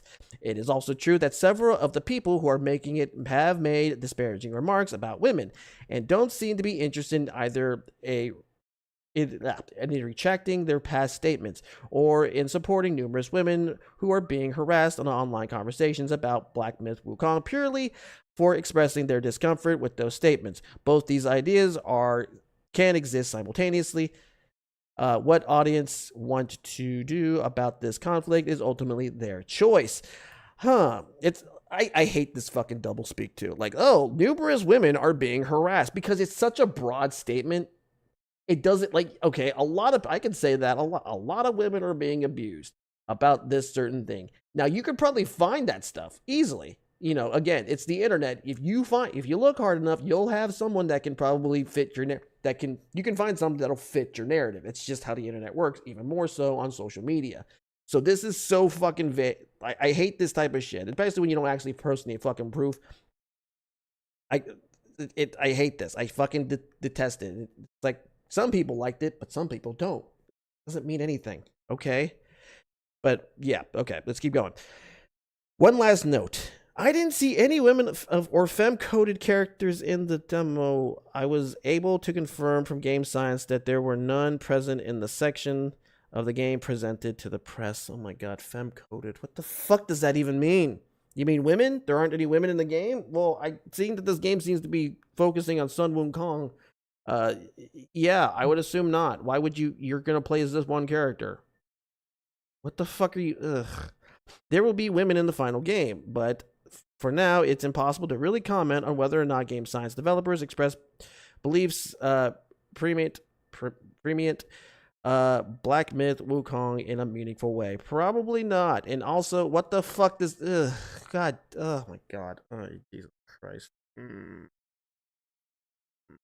Let's do a rundown by Grums. What we probably most likely saw. Fails to address the mistranslated text, of course. Demands developers address her false allegations against them. Why should they? Because you didn't, why should they fucking say anything about this? Clearly they know you're unhinged. Demands the developer she attacked to defend her personally for making those false claims. Whines that there are no femme-coded characters in the game, whatever that is. You and me both. You can't make this shit up. Defend me as I attack you, Game Science. Why? Why should they ever defend anything you just fucking said when it was most likely complete bullshit? Where do they have to gain with any of that? Jesus Christ. Of course. And this doesn't surprise me in the least. Of course, she's not going to say she was wrong. You have to be an adult to admit you're wrong. It takes some actual class. It takes some self-respect to admit when you are incorrect about stuff. Like, I fucking made that little tweet about that saying, oh, they didn't want to take SBI money, and said, oh shit, no, that's not correct. Well, I think I miswrote that, but oh, that was my fault. There you go. I mean, Jesus Christ. Ugh. I wrote an openly reply pinned to my feed. You can check it out there. All right, well, here we go, because this is what he put here. IGN just can't let it go. Publisher's preview on Wukong. It adds yet another defamatory statement to the end, this time claiming victim status. You're a professional reporter, Rebecca, which makes your work subject to critique and is repeated claims sourced from mistranslated text. True journalists should welcome the challenging of their stories in the pursuit of truth. Rather, they cry victim and demanding the company use slander to defend you or address your spurious claims, which have been community noted on X for being mistranslated. Translating, whatever. But you are not a true journalist. You are part of the mob seen on video that are cheering physical violence, fight me physically.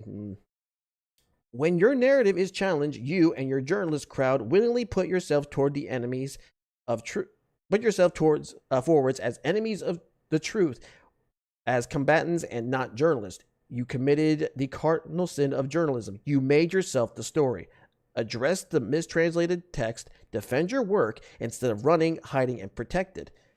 While claiming you are some sort of innocent non-party after being repeatedly instigating these slanderous claims for your very vast platform of IGN, even as you do now.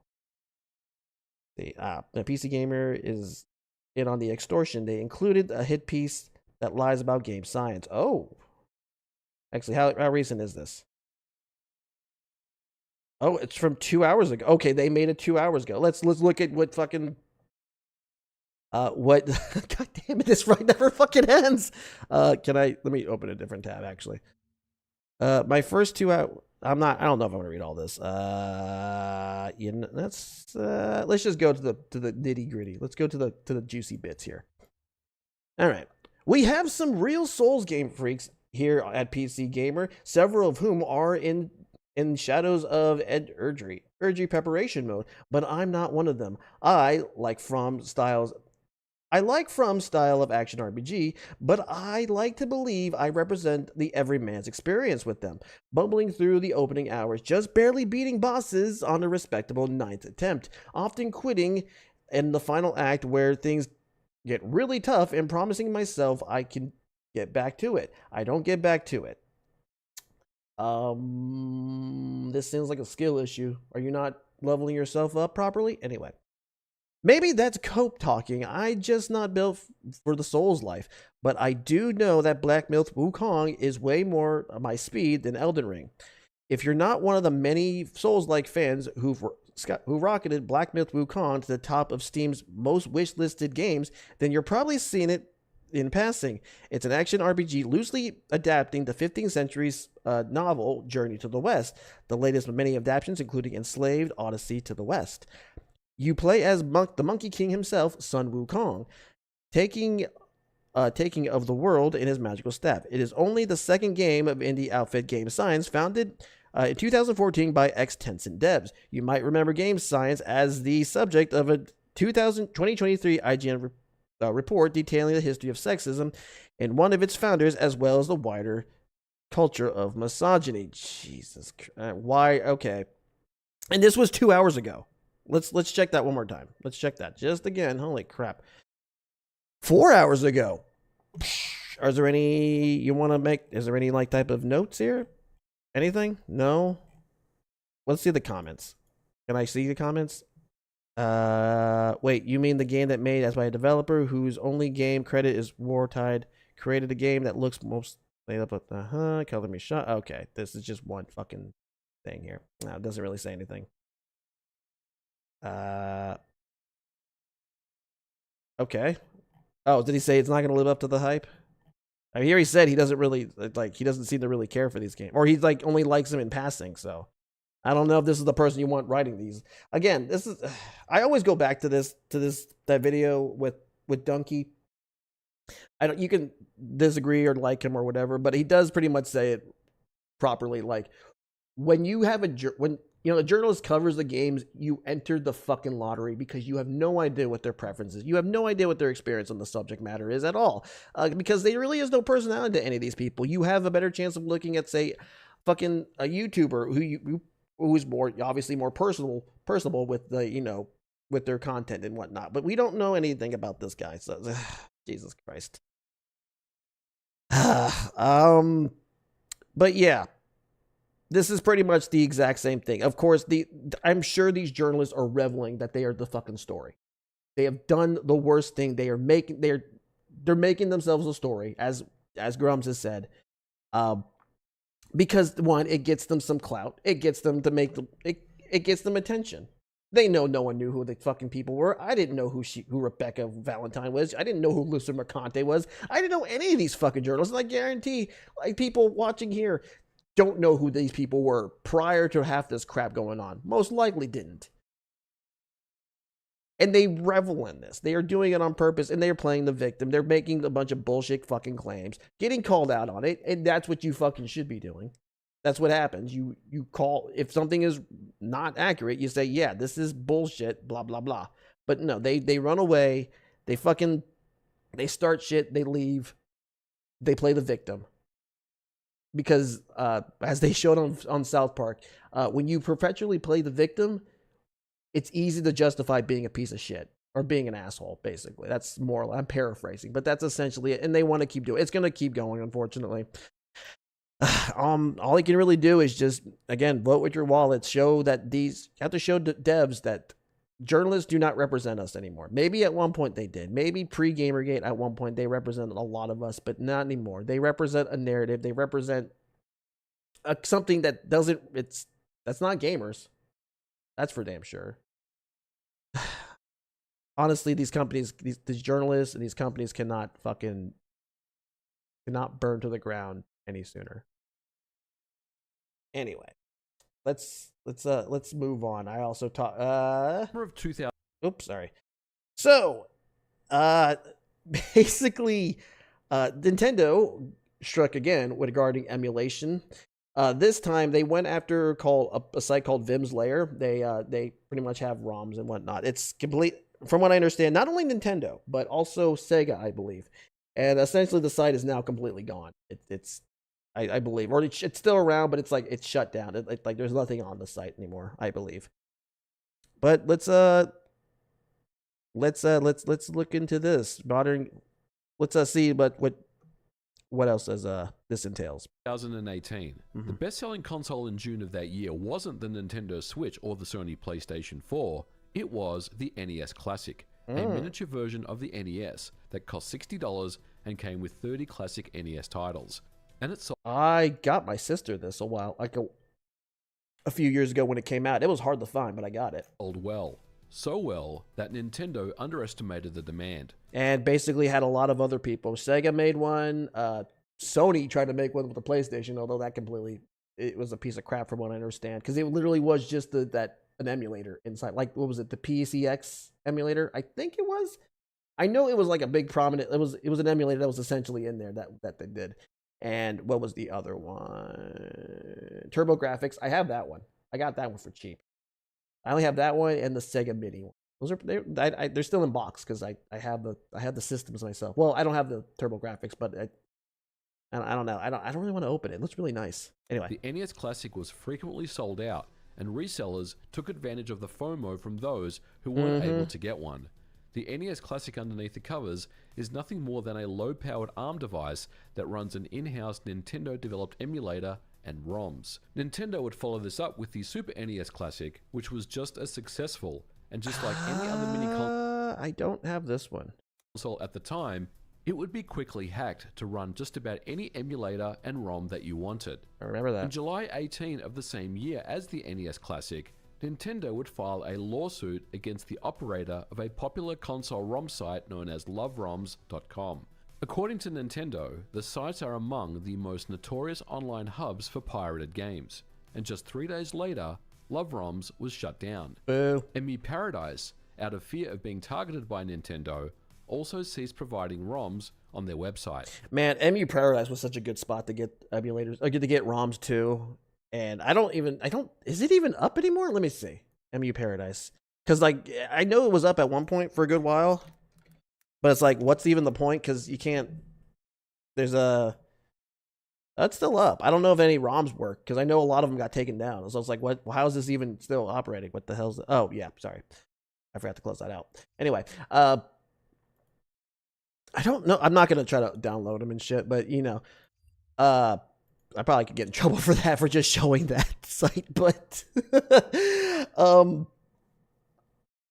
I don't think any of their links now regarding the games have any ROMs anymore, unless they did a different way. There's some websites out now that have a bit of a roundabout way to kind of link you to ROMs now. I'm not going to show you, and I'm not going to tell you where they are, but if you look hard enough, you'll find them. In July of 2019, Nintendo went scorched earth on another popular ROM sharing site known as ROM Universe, stating the company alleges ROM Universe is built largely on brazen and mass-scale infringement. It was shut down shortly after. And fast forward to today, Vim's Lair is the latest in a string of high-profile ROM sites that have been a target of Nintendo and their quest to eradicate illegal ROMs and piracy. In the case of Vim's Lair, Nintendo, along with Sega, Lego, and a group of companies who formed the ESA, was responsible. Now, I do want to be very clear that Nintendo does have every right to protect what's theirs. Unfortunately, that's kind of the bitter truth. There is they have every right to it, but let them cook. Sorry. ROM sites do indeed host illegal ROMs, but it's in my opinion that Nintendo is causing irreparable damage to a community that's almost single-handedly kept game preservation efforts alive for decades. And because emulation itself is not illegal. The just distribution of ROMs. So, like, say if I were to get the hardware and software to essentially say get my copy of Super Mario 3 and copy that ROM onto my computer, that's perfectly fine, I believe, because that's mine. I could be wrong. If someone wants to freaking correct me, please go ahead. But if I were to give that file to a friend, that's where the issue kind of goes. That's essentially, sadly, what a lot of these ROM sites, that's essentially what the ROM site does. It's giving it to a copy that was not meant, that you did not buy legally. Yes, it is kind of illegal. It's like, that's a lot of people like, oh, they're not legal. It's not. You can talk about the moral justification, but technically you're not supposed to be doing that, and that's where the things get really muddy. I defend Nintendo quite a bit, but when it comes to emulation, I think it's such a massive waste of money and time that they could be doing anything else. To me, it's like their stance should be just like, well, we can't stop you. And they really can't, because I guarantee, because there's so many other fucking sites out there. There's so many sites that don't even technically host, mainly aren't just focused on ROMs, that still have like a whole big library of fucking NES, GameCube, every fucking console under the sun now. You just got to know where to look. Honestly, Google, you just press that, type something in like to Google, and you'll find it. It's not that hard. Which is, like I said, it's a massive waste of money. It's a money sink. There's nothing to be gained here. It's just kind of intrusive, and it's kind of a shitty look. I'm not gonna say it's like, oh, it's free advertisement, blah blah. No, because guys, Nintendo doesn't need your help advertising anybody. It's Nintendo. Mario's more known than fucking Mickey Mouse and Jesus. No, this is about, games that are just not easily to get, are not easily obtainable. Games that, we can't get anymore. Again, like a lot of fucking games that are just download only that we cannot get. Castlevania Adventure Rebirth, cannot get that.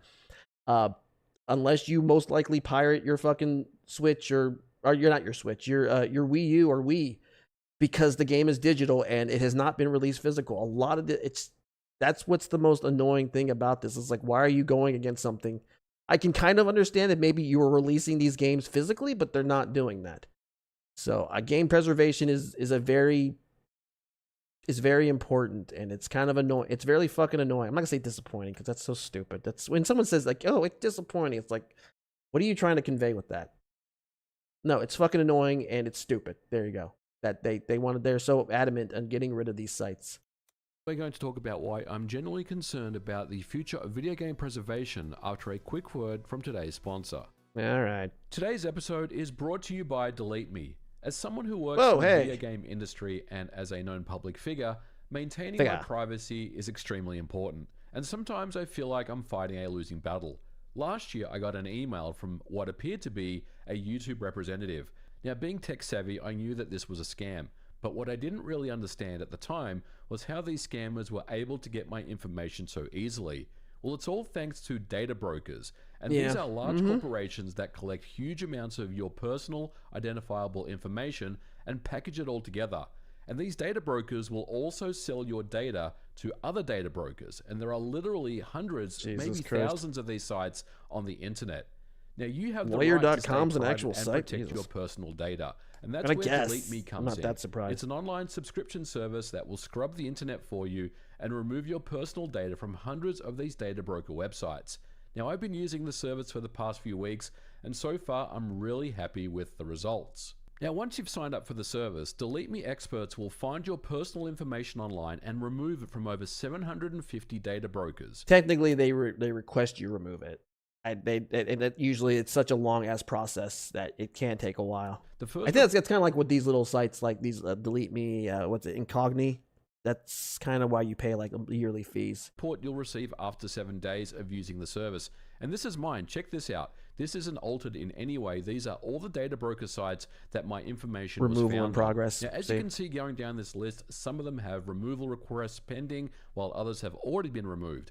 And Delete Me doesn't stop there either. They will regularly remove your personal information at a scheduled basis and keep you informed. Not only this, you can also make custom removal requests as well. Now, I'm a Delete Me customer, and I recommend it to anyone who wants to try it out for themselves. There are even family plans available for those who want to protect the privacy of their entire family. So what are you waiting for? Get 20% off Delete Me US customer plans when you go to joindeleteme.com/MVG and use promo code MVG at checkout. That's joindeleteme.com/MVG, code MVG at checkout. Nintendo has a well-documented stance against emulation and ROMs. In 1999, when Ultra HLE, the first public Nintendo 64 emulator released, they called emulation illegal. But after it was tried in court and emulators were found to actually be legal, Nintendo changed their strategy. If they can't take down the emulators, then why not go after the sites that... It's amazing people talk shit about Nintendo being awful now, but if you go back to the 90s and 2000s, that's when they were really fucking heels. Like, seriously, go watch the Game Historian's video on the whole video game violence hearings, and you can watch as fucking Nintendo throws Sega under the bus. Such a fucking douchebag thing. Host the ROMs. Now, you might be thinking to yourself... Or even more so with the fucking, what was it? Kind of the little stranglehold on making carts and whatnot, and basically making sure that... I believe they charged more for companies if they made games for their competitors, for Sega preferably. I believe I remember something like that. I gotta look that up, but they've done some shitty things. MVG. So when they do stuff like this, I'm like, it's not even that bad. I was like, eh. Nintendo just took down Yuzu. Yep. That's an emulator. So what are you talking about? Nintendo did shut down Yuzu. However, the DMCA law was never tried in court. Yuzu took an L to keep emulation legal, which I think everyone can agree was the right thing to do. Yeah. But let's get back. But a lot of that also on their on the document pretty much said the way they were basically having you install the emulator. I believe basically it showed you how to hack essentially the Switch to get the I forget what it was. I guess what is essentially the system's BIOS to get the game to run, the emulator to run, which is I believe against I believe was a violation if I'm not mistaken. But yeah, I'm not I guess in the way they kind of did have a case to the point where even Yuzu had to pretty much try to get the trial, essentially keep it from going to trial, and that's why this is what happened. To ROMs, which is the main topic of this. But then again, like the next day, like 2 days later, there was another emulator announced. Video. I mentioned that Nintendo has every right as the copyright holder to remove what belongs to them. Yes. But did you notice that Nintendo is pushing for the removal of the entire sites, threatening the preservation of ROMs that don't even belong to them? But MVG, what about archive.org, I hear you ask? Oh. That's never going to go. I really hate when they start mentioning these sites. Like, stop talking about them, dude. Let's stop and discuss archive.org for a moment. Okay. And while I do agree that with the loss of LoveRoms, Vim's Lair, and other sites, as long as archive.org exists, then everything will be fine. Well, but it's really not the case. First of all, let's talk about why Nintendo hasn't gone after archive.org in the same way as they have with the other sites. Well, it's because archive.org has a DMCA exemption to help with the archival of vintage software. It's vital I didn't know to that. make proper archival copies of these artifacts. The problem with this exemption is it's not forever. Every 3 years, the Copyright Office holds a rulemaking proceeding to determine the exemption status.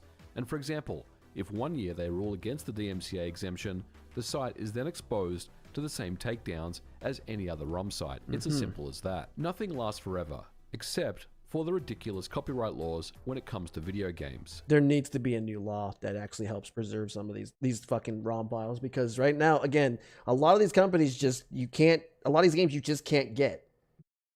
And, you know, again, some of these, they're not like amazing. They're not like, a lot of these games aren't really super big either. So again, they're extremely expensive. And most likely the companies just don't see any real reason of re-releasing it or even putting it on their fucking, on any sort of online downloadable service. So it's like,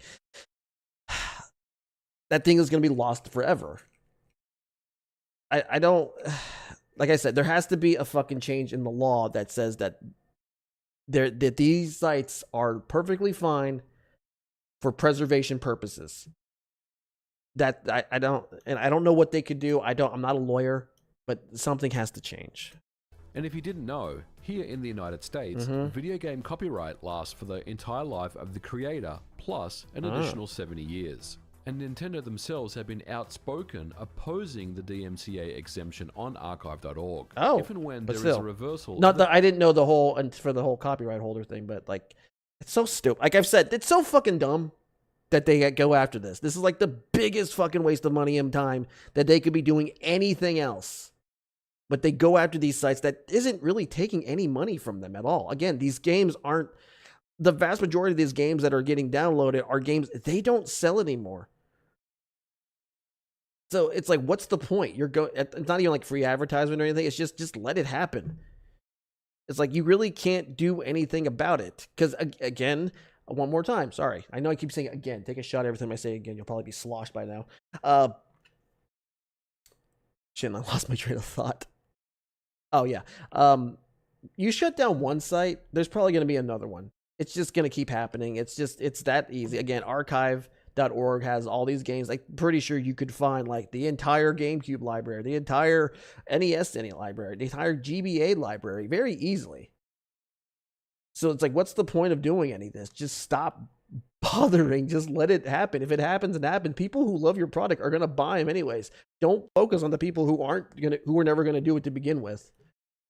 DMCA exemption, Nintendo will be the first company to strike. So what can we do about this? ROM sites are illegal, but can we dump our own games? Is it even legal to do that? I think so. I'm not a lawyer, but my understanding of dumping is that it's perfectly legal to dump your own games, there you go, as long as you're not circumventing any protection measures as stated by the DMCA. In general, what this means is that anything up to around the 6th generation of game consoles would be perfectly legal to make backups of. Right. Anything beyond that is a grey area. But for this discussion, let's just assume that all ROMs can be dumped by... But it's also like, can they, like, I don't think Nintendo or any of these companies are going to go to your fucking house and see if you're doing this. That, again, even, like I said, they waste money, but they're not this stupid to waste money. Individuals who own originals, and it's perfectly legal to do that. So, if it's okay to download and use an emulator and dump your own games, then what's the problem? Preservation lives on. After all, I'm making a legal backup of my games. The problem is, have you ever tried to dump a NES, Super NES, Genesis, or old game cartridge? I can't imagine. It's not an easy thing to do. Yeah. You need some type of dumping hardware like this thing here. This is the Retro 2. It can dump SNES and Genesis ROMs, and I even have an adapter for N64 and Game Boy. The problem is, these aren't readily available. They're almost never in stock when you need one. Right. I know some of these are like really expensive too. Yeah, like $99. And have you tried dumping NES game cartridges? I've tried a few different dumpers and all of them are terrible. The best option is to use a dumping tool with the analog NT Mini, which isn't made anymore. Oh yeah. Okay, I know what he's talking about. Yeah, analog NT Mini. Yeah. And Yeah, it's not one. The damn thing was like $600. It was really nice. Although I've heard like I think like the putting in the slot is like a little where you put the card in is like way too shaky, so it can kind of mess things up. And it allows you to dump ROMs onto it. I think you had to hack it first in order to do that. But yeah, it was the thing was like $600, and it only played like NES games. They don't sell it anymore either, which kind of sucks. But yeah. Back in the old days, way before FPGA-based dumping tools, disk and cartridge copiers were all the rage. Now, I've used disk copiers on the channel before. These devices were also successfully blocked in US courts as illegal. Now, of course, it was still very possible to import them via Hong Kong electronics stores such as Lexang, but you start to see the frustration. Because they're not gonna fucking check this stuff. It's like, who cares? I wonder if this stuff would actually be thrown out in court unless like Nintendo or one of these companies fucking really wanted to fight it. But it's like, so stupid. Disc-based games like the Dreamcast, OG Xbox, and GameCube aren't really much better either. You can use either a specific drive with a hacked firmware, or you can use a hacked console. I didn't know you could do all that. Like, you had to go through this fucking process. Props to the fucking people who burn these out, who take this then. It shouldn't be this complicated. Or who burn it. Although I will say the Xbox emulators really fucking suck. They're not very good. I forgot, was it Zemu? Not Zemu. I forgot. I did have an Xbox emulator here that I had. I used it. It doesn't work as well. There's a lot of games that don't work properly. Backups of your own games, and yet it is. Why not just leave everything up to Nintendo? After all, they did successfully launch the Virtual Console on the Wii. Well, they don't put every game. And recently, the NSO service. Not to mention, on the Nintendo Switch. Not only this, they have a very long history of providing backward compatibility options for hardware going as far back as the Game Boy Color. I'm gonna guess he's gonna say what we're all thinking, but I'll let him cook. Nintendo can't be trusted. There you go. Virtual Console on the Wii was a very good service they provided.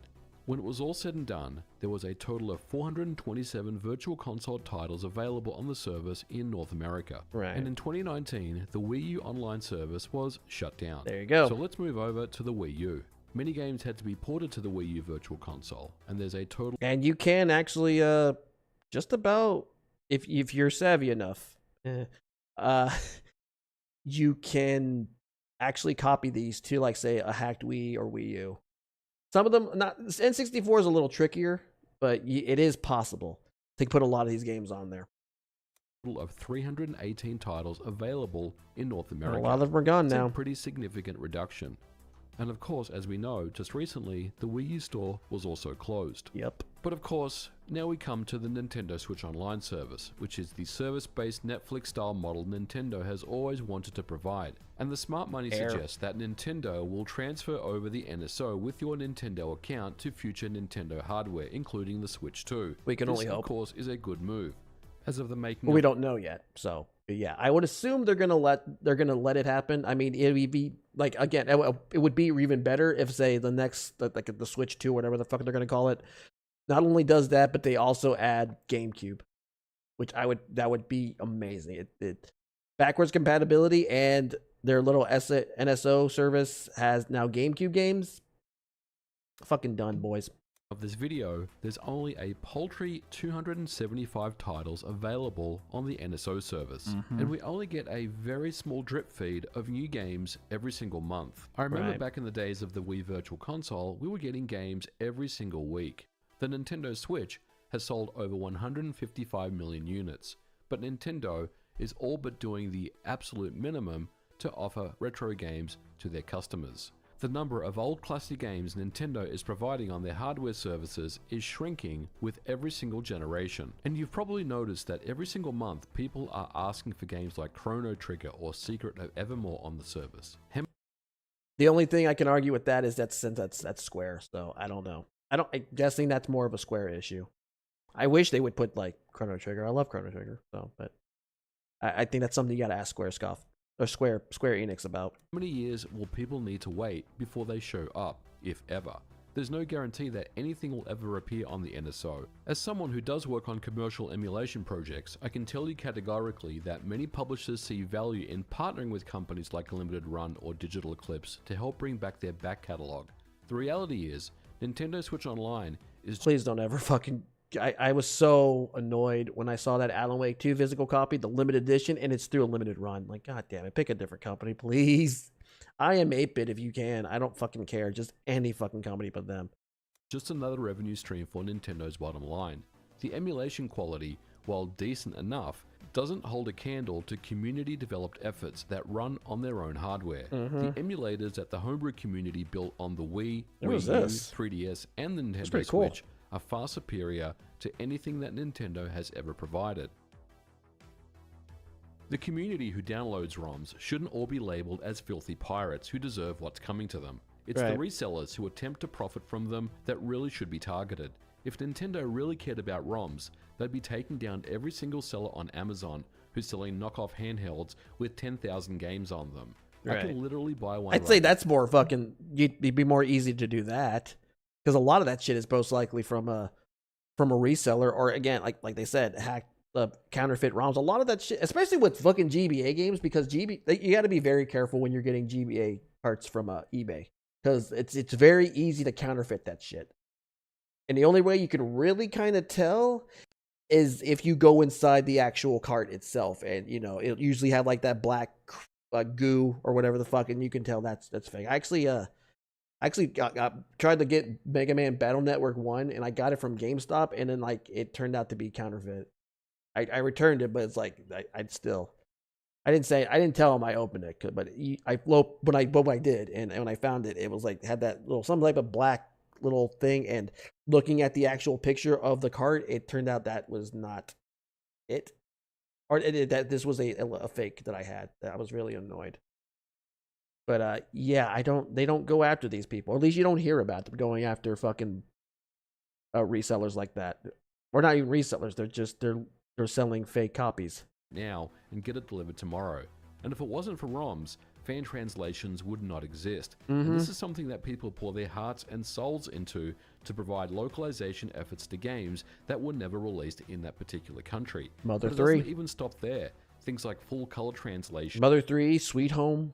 Games that were not translated, widescreen mods, ROM, and at the time, Earthbound, the original Earthbound Beginnings, or Mother 1, hacking built out of completely new games, updating and adding quality of life features, even building demakes of games.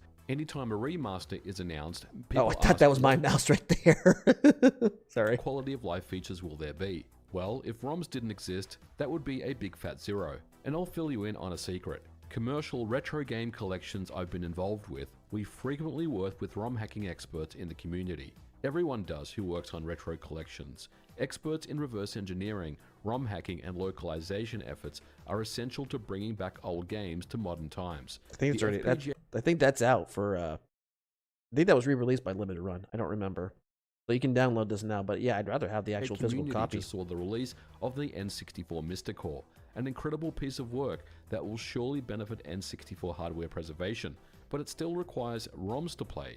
It's easy to say that the internet is vast and ROMs will never be eradicated, but the reality is every high-profile ROM site that's shut down, it's a blow to preservation. Yeah, it is going to get harder though. Fortunately, Google apparently just kind of puts that shit out there. Google, any search engine will put it out there almost front and center. But again, just when you see it, it also means Nintendo sees it, and that's another big issue. So, guys, back that shit up. keep this stuff there. If you want to do preservation, we gotta start packing it too, and keeping it alive, and because they're gonna keep trying. It's never going to truly go away, but they're going to keep trying. Nintendo or the ESA to be in charge of preservation efforts. They've failed in doing so time and time again. Their motives aren't to preserve, rather to control. Yeah, they make it clear that's always been it. They will go after any ROM site that gets in their crosshairs. And unfortunately for Vim's Lair, this was because of moronic TikTokers who were playing Pokemon on their iPhones via the Delta emulator, thinking that it was cool. I have this too. It works. I'm not super into these types of emulators, mostly because I don't like using touchpads. But yeah, I was actually pretty shocked that this actually came out. But then again, it's also just an emulator. It's not the ROMs. You have to go find those yourself. But that's going to be a lot harder as well. I forgot what I was going to say. But yeah, this I forgot. Fuck it. Which clearly got the attention of the ESA. If Nintendo was serious about their history, download that fucker too, just in case. If you really want to play these on your iPhone. Although they don't seem to be getting rid of those on the Androids. So I don't know. They'd provide their entire library of ROMs on a service. This could be either a rental or a purchase and run on any legal emulator on your PC. I know it sounds crazy, but think about it. If Nintendo set up their own Vim's Lair, which had checks and balances, people would buy those ROMs because they know that it's something that is not illegal. I wonder if that, I don't know if they would do that either, because again, that's a lot of those games aren't theirs. They don't own those games. They don't own Chrono Trigger and stuff like that. So I think that's a lot of money they don't want to burn, which is kind of odd, considering that they're most likely doing that going after these sites. Then again, I don't think they really are either. I don't know, but it's a waste of time to just to go after these sites. But I don't think they're gonna want to go through the process of doing this type of rental service. Sites like Vim's Lair, modders, fan translations, and ROM hacks should not be punished. These talented people are what the industry needs right now. Many ROM hackers and modders got their start in the industry from their hobbyist work, and it would be a shame to see all that disappear. But these are just one man's thoughts and opinions, and I do know that this topic is polarizing for many of you. So if you did make it to the end of this episode, I do thank you for listening. Let me know your thoughts in the comments below. I understand that a lot of people don't like emulation and ROMs, and a lot of people obviously do. But I definitely want to hear what you guys have to say in the comments below. But we are going to leave it here for today's episode. Thank you so much for watching. If you liked it, please don't forget to leave me a thumbs up, and I'll catch you guys in the next episode. My overall thoughts is, yeah, Nintendo has every right to do this. I, however, think it is a massive waste. I don't see any real gain from doing this. But like he said, it is about control. That's pretty much why they take down all these fucking fan-made games like the Pokemon ones and shit like that. It is control. In a way, it's really fucking annoying and it's irritating, and I can understand anybody's frustration with this shit, especially if you're a game creator. In a way, it's also kind of, how do I put it?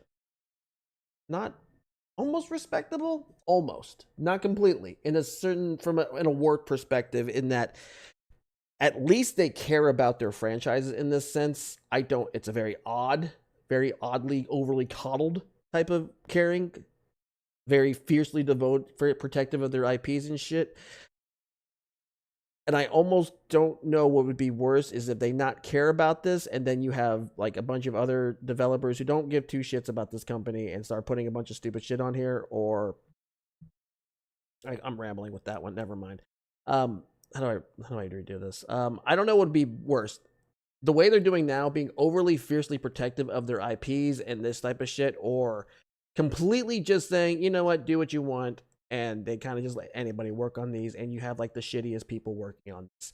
I don't know what's worse. However, I don't think they would ever do that. All they'd really have to do is just say, you know, we don't like that you're doing this. We don't like that you're getting these ROMs, and we really can't do anything about it. Because the people who are going to buy this are going to buy it anyway. I'm pretty sure people who even have ROMs on their phone or whatever for their emulators are going to buy these games anyway. If you put them out there, but they're not going to do that because a lot of these are not games that were massive sellers, and there's probably no real money in that. I can understand that, but you also got to realize that there is a slight demand, and it's kind of silly. And again, to just go after these sites that are just going to keep springing up. Again, it's going to be harder to find these sites, a little bit harder. But there's no incentive, there's no reason to do this. I think Sony doesn't really go after these either. But yeah, I know I rambled completely, but like overall, it's stupid. It's a waste of time. It's a waste of time and money. There's no reason for Nintendo to really be doing this ever. They should probably just kind of let it be what it is. And unless there's actually something that's really fucking bad, then they can have a case. Then sure, then maybe they can. There's a reason for them to do it. Right now, no. This is ridiculous, and I guarantee you, many people out there have already found a site to go to. So yeah. So be careful out there, my mateys, when you're sailing in the open seas. And for the love of God, try not to tell people where you got your stuff, where you got your ROMs. But wow, okay, that's been about 2 hours. Kind of a short stream, I guess, mostly. But I'm also kind of hungry, so I think it's a good place to stop. I'm gonna be back tomorrow, and I will be playing more of the Evil Within. That's finally, because holy shit, I need to play a game, and I'm not real. I really don't feel. I was gonna do this one about Brianna Wu, but I was like, fuck it, who cares anymore? I don't really care, and I think that's kind of a good place to stop. But anyway, thank you anybody who may have stopped by.